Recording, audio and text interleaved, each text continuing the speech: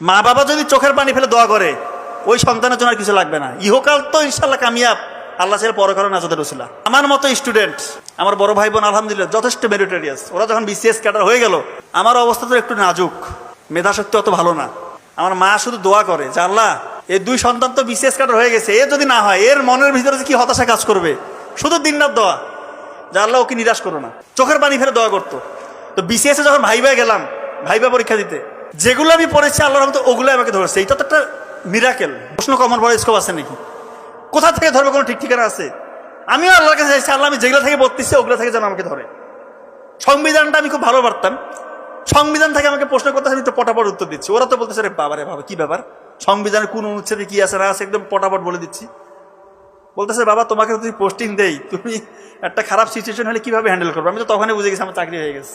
সূরা লোকমানে বলেছেন বাবা মার মর্যাদাটা কিরকম সেটা একটু শুনেন, যে শিরক তো সব থেকে বড় জুলুম। তো বলতেছে তোমাদের বাবা মা যদি তোমাদেরকে শিরক করতে বলে, অর্থাৎ আমার সাথে কাউকে শরীক করতে বলে, সব থেকে ঘৃণিত অপরাধ যেটা, এটা যদি করতে বলে তোমার বাবা মা, তুমি তোমার বাবা মাকে এক্ষেত্রে ভদ্রভাবে অমান্য করবে, তাদের কথাটা মানবা না, কিন্তু তাদের সাথে সদাচরণ করতে হবে, ভালো ব্যবহার করতে হবে, তাদের দেখভাল করতে হবে, এবং তাদের মৃত্যুর আগ পর্যন্ত তাদেরকে ছেড়ে চলে যাওয়া যাবে না, তাদের দেখভালটা করতে হবে।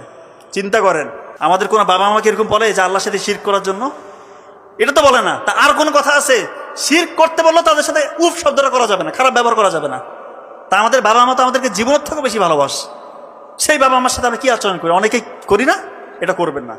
মা বাবার দোয়া নিবেন, দোয়া আসলে মন থেকে আসে, চাইতে হয় না। আপনার অ্যাক্টিভিটিসে বলে দিবে আপনার জন্য আপনার মা বাবা, দোয়াটা অটোমেটিক চলে আসবে। চোখের পানি ফেলে দোয়া করবে।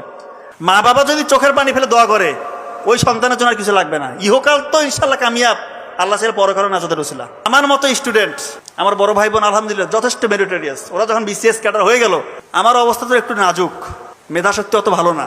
আমার মা শুধু দোয়া করে যে আল্লাহ, এই দুই সন্তান তো বিসিএস ক্যাডার হয়ে গেছে, এ যদি না হয় এর মনের ভিতরে কি হতাশা কাজ করবে। শুধু দিনরাত দোয়া যে আল্লাহ ওকে নিরাশ করো না, চোখের পানি ফেলে দোয়া করতো।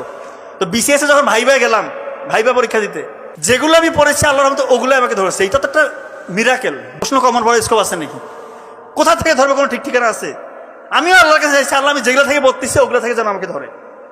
সংবিধানটা আমি খুব ভালো পারতাম, সংবিধান থেকে আমাকে প্রশ্ন করতে আমি তো পটাপট উত্তর দিচ্ছি। ওরা তো বলতেছে রে বাবা রে বাবা, কি ব্যাপার, সংবিধানের কোন অনুচ্ছেদে কি আছে না আছে একদম পটাপট বলে দিচ্ছি।